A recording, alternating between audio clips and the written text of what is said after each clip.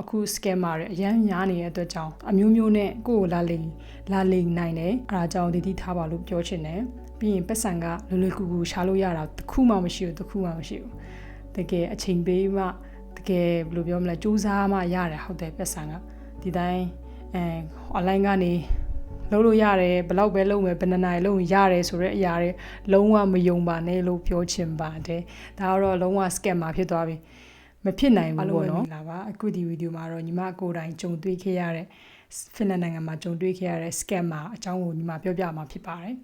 ညီမတကယ်ကိုယ်တိုင်ကြုံတွေ့ခဲ့ရတာဖြစ်ပါတယ်ပြီးတော့ဒီဗီဒီယိုကိုညီမလုပ်ဖို့လည်းရည်ရွယ်ချက်မရှိပါဘူးဒါပေမဲ့ဒီဗီဒီယိုကအခုအရန် viral ဖြစ်နေတယ်ပြီးတော့ညီမကိုလည်းမဟုတ်ဒီတချို့ဗီဒီယိုတွေတင်လာတာတွေ့ရထိုင်းနိုင်ငံမှာတွေလည်း scammer တွေအမျိုးမျိုးနဲ့လိမ်စားနေရပါတော့ဒါကြောင့်မို့ဒါကိုရဲမကြည့်နိုင်လို့ဒီဗီဒီယိုလုပ်ပေးရခြင်းလည်းဖြစ်ပါတယ်ကြုံတွေ့ခဲ့ရလဲဆိုတော့ပြောပြရမယ်ဆိုရင်ညီမကဖိလစ်နိုင်ငံမှာရောက်တာနဲ့ညီမလည်းဒီ online ကနေလုပ်တဲ့အလုပ်တွေညီမအရင်စိတ်ဝင်စားခဲ့တယ်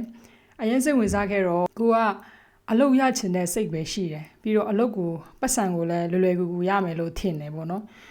ဘယ်လိုမျိုးလဲအရန်ကြီးခက်ခဲကိုယ်တိုင်စူးစမ်းမှရမယ်လို့မထင်ခဲ့ဘူးဒါကြောင့်မို့လဲကိုယ့်ရဲ့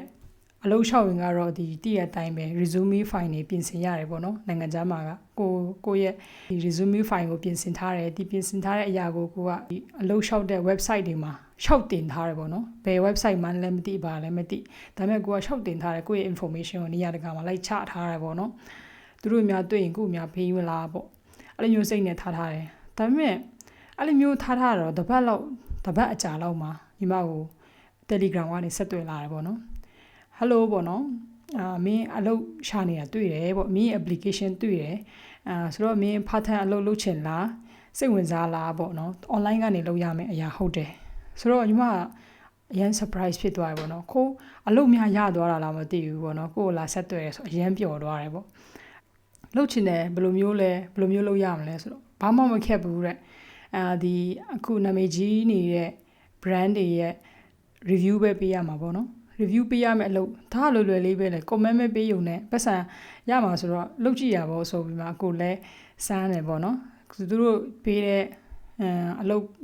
နိုင်ဝက်အတွင်းမှာကိုကပြီးသွားတယ်ပေါ့နော်နိုင်ဝက်အတွင်းမှာ review ပဲရေးပေးရတာအရင်ကောင်းတယ်ပေါ့နော်ကိုတော့မှမသုံးဘူးတဲ့ product တွေကိုကိုကကောင်းတယ်ဆိုမှ website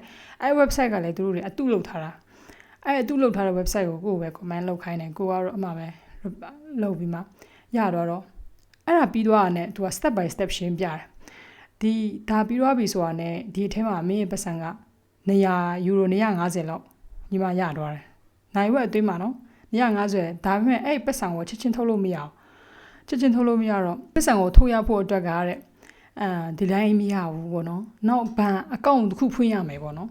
နောက်အဲ့အကောင့်တစ်ခုဖွင့်ရမယ်အဲ့အကောင့်မှာဒီ Binance ဆိုတဲ့အကောင့်ဒါကတော့ယုံကြည်လို့ရတဲ့အကောင့်တော့ဟုတ်တယ်ဒါပေမဲ့ဒီ trading နဲ့ပတ်သက်တဲ့အရာပေါ့နော်အဲ့အကောင့်နဲ့ဆင့်ပြီးတော့ချိတ်ဆက်ရမယ်လို့ပြောတယ်ဆိုတော့ညီမမှာဖြစ်ချင်တော့ Binance အကောင့်ကအရင်ကတည်းကရှိတယ်ဆိုတော့ Binance ရှိတယ်ဆိုတော့ဒီပတ်စံကိုဘယ်လိုမျိုးထုတ်ရမလဲညီမအဲ့ဒါပဲသိချင်တယ်ပေါ့နော်ဒါပေမဲ့သူတို့ကဒီတိုင်းပဲမထုတ်ပေးဘူး step by step ကိုဒီသူတို့ရဲ့ပေးထားတဲ့ website review ကနေညီမရဲ့ဒီ Binance account ကိုချိတ်ပေးလိုက်တယ်အဲ့ချိတ်ပေးလိုက်ထိ step by step ရှင်းပြစိတ်လည်းအရန်ရှိတယ်ဆိုတော့အဲ့ချိန်ထိလည်းညီမလိုက်လုပ်တယ်သူပြောတဲ့အတိုင်းပဲညီမတနာရလည်းအတွင်းမှာအကုန်လုံးလိုက်လုပ်တယ်အလုပ်လုပ်ချင်နေတဲ့စိတ်နဲ့ဘောနော်လိုက်လုပ်တယ်ဆိုတော့ကိုကလည်းအဲ့ပတ်စံရတော့မယ်ပေါ့နော်အဲ့လိုမျိုးတွေးတော့အဲ့ပတ်စံရခါနီးမှာအဲ့150ထုတ်ဖို့အတွက်ကတဲ့150 euro ထုတ်ဖို့အတွက်ကမင်း90 euro ထုတ်ထည့်ရမယ်ပေါ့နော်90 euro မင်းသုံးနေတဲ့ဘဏ်အကောင့်ကနေမင်းအရင်ချိတ်ဆက်ရမယ်ပေါ့ဆိုတော့ညီမကလည်းတစ်ချက်တော့ကြောင်သွားတယ်ပေါ့နော်ဟာဒါကဘယ်လိုလဲပေါ့90 euro အရင်ထည့်ရမယ်ဆိုတော့ဘယ်လိုဖြစ်သွားမလဲပေါ့ဆိုတော့တခါတည်းညီမဒီပတ်စံကိုဘယ်သူမှမမေးဘူးညီမရဲ့အကိုတွေရှိတယ်ညီမရဲ့မောင်လေးတွေရှိတယ်သူတို့တွေမမေးဘူးဘာလို့လဲဆိုတော့ကိုယ်တိုင်အရန်လှုပ်ချင်နေတဲ့အတွက်ကြောင့်ပေါ့နော် scammer မှလည်းမသိဘူးဆိုတော့တခါတည်းဘဏ်အကောင့်ကိုယ့်ရဲ့ဘဏ်အကောင့်ကိုတခါထည့်လိုက်မှာဒါပေမဲ့သူတို့ကအဲ့ဘဏ် information တွေသူတို့မရအောင်ဒါပေမဲ့ကိုပတ်စံ90 euro ထည့်လိုက်တာနဲ့အဲ့သူတို့ခုနပေးထားတဲ့ website က freeze ဖြစ်သွားတယ် freeze ဖြစ်သွားတယ်ဆိုတာကဘာမှလုပ်လို့မရအောင်အဲ့လိုမျိုး freeze ကိုဖြစ်သွားတာဆိုတော့ကိုကကြောင်သွားတယ်ပေါ့နော်နိုင်ဝက်လောက် လုံးဝအဲ့ပတ်စံကိုပြန်မထုတ်ပေး80ယူရိုလဲပါသွားပြီပြီးရင်အဲ့ယူရိုနဲ့150ရမယ်ပတ်စံလည်းမရအောင်ဆိုတော့အဲ့လိုမျိုးကြောင်သွားတယ်ပေါ့နော်ဟာဘလို့ဖြစ်တာလဲကိုကစိတ်ပူသွားပြီဘန်လဲပတ်စံလဲထွက်သွားပြီပေါ့နော်ဘလို့ဖြစ်တာလဲကြောင်တဲ့အခါမှာခဏလေးလေဒါတဲ့ဒီလိုမျိုးဖြစ်တတ်ပါတယ်တဲ့ဒီလိုမျိုးဖြစ်တတ်တယ်ပေါ့နော်ဒီလိုမျိုး free state ဖြစ်တတ်တယ်ဒါကတော့ပထမအချိန်မှာဒီလိုမျိုးဖြစ်တတ်တယ်နောက်ဆိုရင်ကတော့အစီးဖြစ်သွားမှာပေါ့အဲ့လိုမျိုးပြောပြတယ်အော်ဆိုတော့ကိုဒါပေမဲ့ကိုကစိတ်ပူတယ်ကိုရဲ့80ယူရိုကအရင်ထွက်သွားပြီ150ရမရသေးဘူးအဲ့ဆိုတော့ဘလိုပဲဖြစ်ဖြစ်ပေါ့နော်စောင့်မယ်ပေါ့စိတ်ရှည်နဲ့နေတဲ့အခါမှာသူတို့တွေက first time လုပ်တဲ့အတွက်ကြောင့် scammer တွေလည်းအရင်လဲတယ်ပေါ့နော်ပေးတယ်ပေါ့နော်တခါတည်း150ညီမရဲ့ဘဏ်အကောင့်မှာပြန်ရောက်လာခါရဲ cash ရောက်လာတော်တော်လေးအံ့ဩရတယ်ဟာဒါတကယ်ပဲပေါ့နော် online job ဟုတ်ပြီအရင်ကောင်းပြီ150ခါရဲ80တော့ထည့်လိုက်တယ်150ပြန်ရောက်လာတယ်ပြောရမယ်ဆိုရင်ကတော့90ယူရိုထည့်လိုက်တယ်သူတို့ထည့်လိုက်တဲ့ချိန်မှာသူတို့လိုချင်တာပါလဲဆိုတော့အဲ့ဘဏ်အကောင့်ရဲ့ information လိုချင်တာအဲ့ညီမရဲ့ဒီ bank information သူတို့ရသွားပြီဆိုတော့ညီမမှာရှိတဲ့ပတ်စံတွေအကုန်လုံးကုန်ပြီဒါပေမဲ့ဒီ Finland ရဲ့ဘဏ်အကောင့်ကောင်းတာက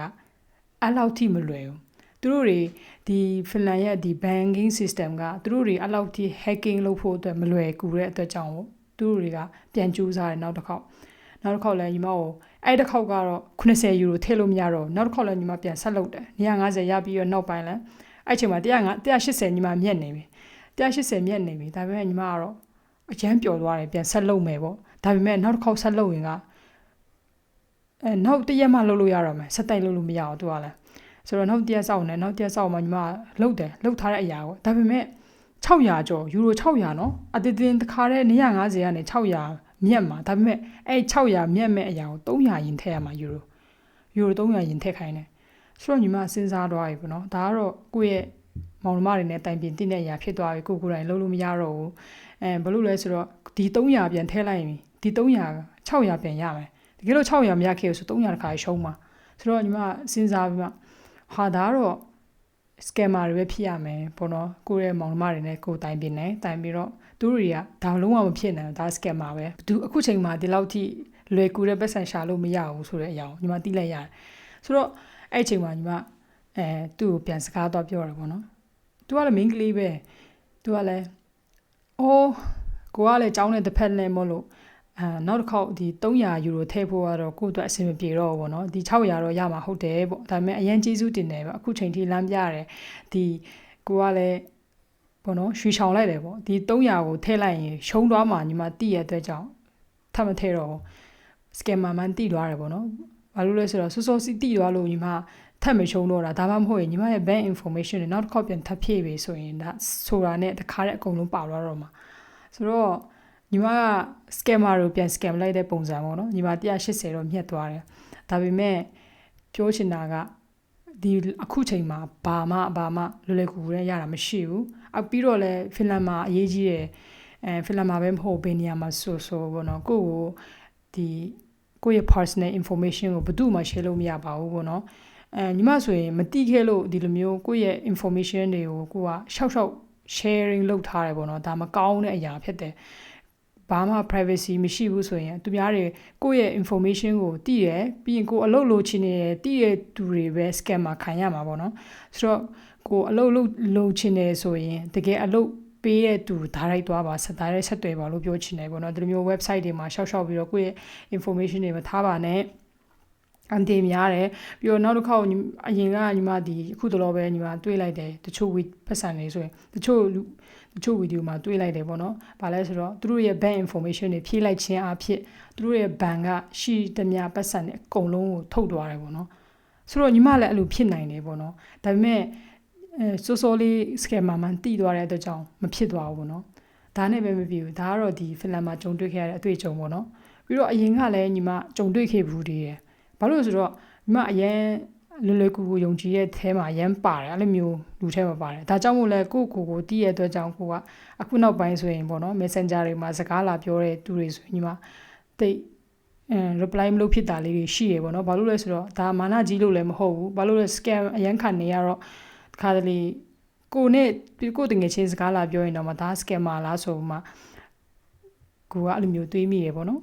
ဆိုတော့အရင်ကလည်းညီမရဲ့ဒီ Instagram account လည်း hack ခံရဘူးတယ်ဒီညီမရဲ့ Instagram account လည်းပါသွားတယ်ပေါ့နော်ဖြစ်ချင်တော့ သူတို့ရဲ့ Instagram အကောင့်ကလည်း hack ခံဒီ scammer တွေကယူသုံးတဲ့အစားကိုညီမရဲ့တငယ်ချင်းအတိုင်းပဲညီမစကားလာပြောတယ်စကားလာပြောမှဟေးမင်းရဲ့ဖုန်းနံပါတ်ကမင်းလဲလိုက်တာလားပြောင်းလိုက်တာလားပေါ့နော်အဲ့လိုမျိုးဆိုတော့ကိုကလည်းတငယ်ချင်းဆိုတော့ဟောမလဲပါဘူးဒီဖုန်းနံပါတ်ပဲပေါ့နော်အဲ့ဆိုတော့ဟုတ်လားအဲ့လိုဆိုတော့ဖုန်းနံပါတ်ဆိုရင်မင်းမ pin တစ်ခုလောက်မကြလာအောင်ငါ့ကိုပေးလို့ရမလားပေါ့အဲ့လိုမျိုးတွေပြောတယ်ကွာဆိုတော့ကိုကလည်းကိုတငယ်ချင်းပဲပေါ့နော်ကိုရဲ့တငယ်ချင်းအကောင့်နဲ့လာပြောတာဆိုတော့ယုံကြည်ရပေါ့ကိုပေးလိုက်တော့တခါတည်းကိုယ့်ရဲ့အကောင့်ပါသွားတယ်ပေါ့နော်ကိုယ့်ရဲ့အကောင့်ပါသွားရင်ဒါမှကကိုယ့်ရဲ့တငယ်ချင်းကိုယ့်ရဲ့ friend list ထဲမှာရှိတဲ့သူတွေအကုန်လုံးကိုယ့်ရဲ့ profile နဲ့လိုက်လိမ့်တာဆိုတော့ဒါကတော့အရန်ကိုခေတ်စားနေတဲ့ scammer လောကထဲမှာရောက်နေတဲ့အတွက်ကြောင့်ညီမကတော့အကုန်လုံးကိုတတိပေးချင်တယ်ကိုဒီတိုင်းဘလိုင်းကြီးတစ်ခေါက်မှစကားမပြောဖြစ်တဲ့တငယ်ချင်းတွေကြာပြီဖြစ်တဲ့တငယ်ချင်းတွေစကားလာပြောပြီးဆိုတာနဲ့တတိထားပါလို့ပြောချင်တယ်တကယ်လို့သူတို့စကားလာပြောမှအကူညီလာတောင်းတာရဆိုရင်ကတခါတည်းဖုန်းဆက်ဒါမှမဟုတ်ရင်တခုခုလုပ်ပေါ့နော်ဒီတိုင်းမယုံကြည်လိုက်ပါနဲ့ပေါ့ဆိုတော့ဒီဗီဒီယိုကအရန်ကိုအရေးကြီးတယ်ပြီးတော့ဖင်လန်နိုင်ငံမှာဆိုရင်ဖုန်းတွေဝင်လာတတ်တယ်ပေါ့နော်တခါတလေဖုန်းတွေတချို့ unknown ဖုန်းတွေဝင်လာတတ်တယ်မကင်ပါနဲ့ scammer တွေဖြစ်နေတတ်ပါတယ်ကိုယ့်ရဲ့ဖုန်းနံပါတ်နဲ့လည်းအများကြီး hack လုပ်ရတယ်ပြီးတော့ညီမတို့ဆိုရင်ဒီဖင်လန်နိုင်ငံမှာရှိတယ်ဒီ hanky လို့သူတို့ဆိုတာရှိတယ်အဲ့ဒါကဘာလဲဆိုတော့မပုံတင်နံပါတ်လိုမျိုးရှိအဲ့ဒါကဘယ်သူမှပေးလို့မရအောင်ဒီနိုင်ငံကလူတွေဆိုတော့အရင်က strict ဖြစ်တဲ့အရာပေါ့ညီမတို့ကမသိလို့လူတကာရှော့ပေးရပေါ့နော်ဒါပေမဲ့ပေးလို့မရအောင်အဲ့ဒါကအကုန်လုံး bank information တွေဘာတွေနဲ့အကုန်လုံးချိတ်ဆက်နေတဲ့အတွက်ကြောင့်ပေါ့နော်ပေးလို့မရပါဘူးဒါကတော့အရင်ကိုကိုတိုင်းအရန်ဘယ်လိုပြောမလဲမတိခဲ့တော့ဒီဗီဒီယိုကိုပြန် share လုပ်ဖို့အတွက်လဲစိတ်အားမထက်တန်ဘူးเนาะဒါပေမဲ့ဒါကတော့အခု scammer တွေအရန်များနေတဲ့အတွက်ကြောင့်အမျိုးမျိုးနဲ့ကိုယ်ကိုလာလိမ်နိုင်တယ်အားကြောင့်တတိထားပါလို့ပြောချင်တယ်ပြီးရင်ပတ်စံကလွယ်ကူရှာလို့ရတာတစ်ခုမှမရှိဘူးတကယ်အချိန်ပေးမှတကယ်ဘယ်လိုပြောမလဲစူးစမ်းမှရတယ်ဟုတ်တယ်ပတ်စံကဒီတိုင်းonline ကနေ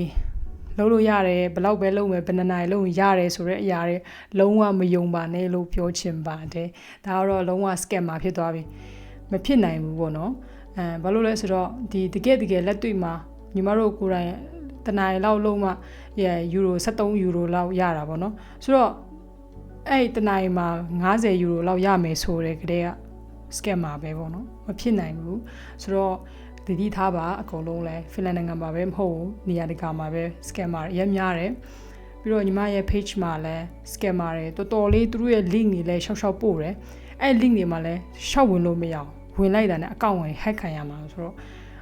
အဲ့ဒါကြောင့်တတိထားကြပါကိုဘယ်သူပဲဖြစ်ဘယ်သူပဲဝါပဲလာပြော